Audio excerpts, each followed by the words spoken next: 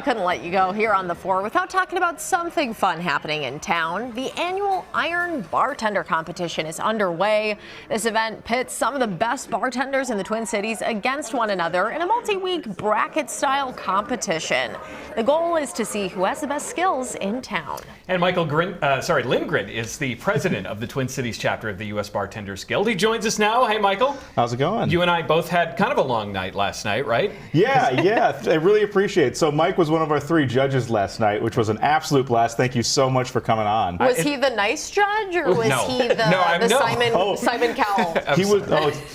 More Simon Cowell. I will say, as the TV personality, you were the one that was easiest to hear. Yes, I do know how to use a microphone, if nothing else. Exactly. But the bartenders and pastry chefs have a little harder time. It's a lot of fun, and it's a lot of fun for a lot of reasons. The first is it raises money. The second is I get to try some really bad cocktails, honestly, but it's people's best effort, and some really good ones. Kind of explain how this works. Yeah, so the way that this works is it's very similar to kind of like Iron Chef, where you have each round, we have an MC will come up, reveal a secret ingredient. So last week we had things like red curry paste, we had an aloe drink, we had bilberry, which is kind of like a European blueberry. It's a little more earthy, a little more tart, so it's fun to modulate that.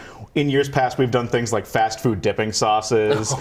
Everything you can imagine. As long as it's edible and food grade, we will throw it at the competitors at some point. Yeah, I had to do a shot of cuttlefish ink, which is essentially squid ink, but it's thicker and much more disgusting. It's like dark black. Was this a cocktail, or was this just a... Yeah, well, I mean, it was in a cocktail, but in order to tell, like, what the ingredient tastes like before they try to use it in a cocktail, we get as judges to taste it first to see, like, did this actually come through? And I'll tell you, it's an ingredient I never want to see. You're like, you can believe it. Yeah. It did. And you talk about, working with charity and that some of the events go somewhere. So you were working with Project Black and Blue. Talk about what that is for. Yeah, Project Black and Blue. It's this amazing charity put on by Minnesota Craft Made Aprons. So Kate Meyer and Trent Tower really good partners with the Guild. And they've set up what's basically a service industry emergency fund.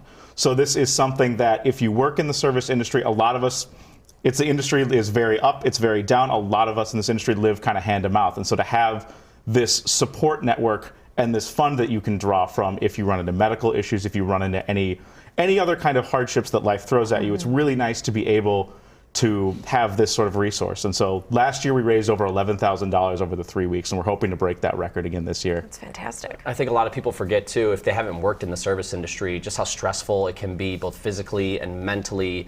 And the idea of black and blue, meaning bruised, just some of the difficulties people in the industry face. Absolutely. I mean, I think now we see there's more focus on it. You get shows like The Bear that are really highlighting kind of the other side of the restaurant industry, but that is real. And if you get hurt, like, you can't bartend from home, you can't be a chef from home, you can't serve from home.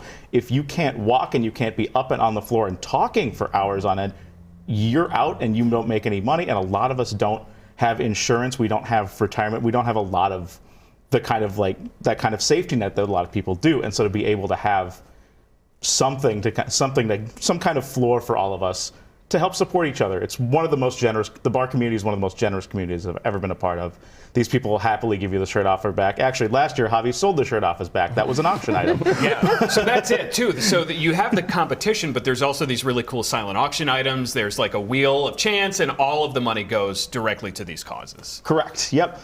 Our silent auction table this year has some really cool stuff. We've got some vintage spirits donated. We have some really cool vintage bar kits, experiences, and gift cards. There's things like cocktail contests, dinner for 4, all sorts of stuff, and all the proceeds go directly to Black and Blue. It's such a great idea. So how can people watch the competition? So we are going to be at Amsterdam Bar and Hall in St. Paul again next week. We've got 2 more weeks of competition left. The doors open at 5, and the competition starts at 6. So the 2 winners from last night advanced to the finals, which is on January 28th. There'll be another round of semifinalists that are competing this coming weekend, and the winner of that will also advance to the final round on the 28th. Can you drink while you're watching? This Yes. is a follow-up question. Oh, it's a bar event. Anything? Okay. Absolutely. So for non-judges. So each with each ticket, there'll be 6 teams competing, and every team makes a punch.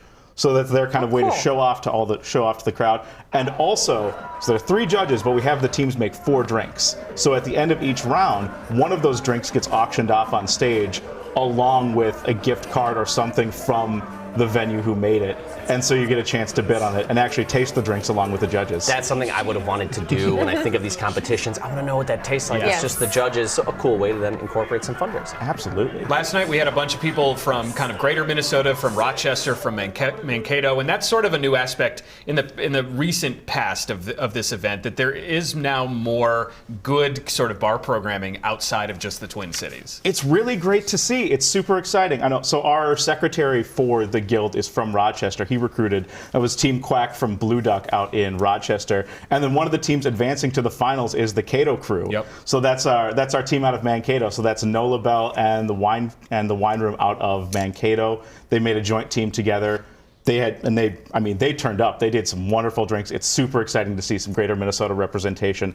I think, honestly, 2/3 of the competitors never did it before. So it's really great to see kind of our circle expanding in the service industry here. Yeah. The USBG is a sort of training and educational outlet for bartenders, but not only for bartenders. Yeah, so it is a trade organization that is very much geared towards the bar industry. But I mean, if you work tangentially with the bar industry, so we have liquor reps and salespeople, and we also have enthusiast members. So the president before me, actually, Kate was an enthusiast member. She did a fantastic job.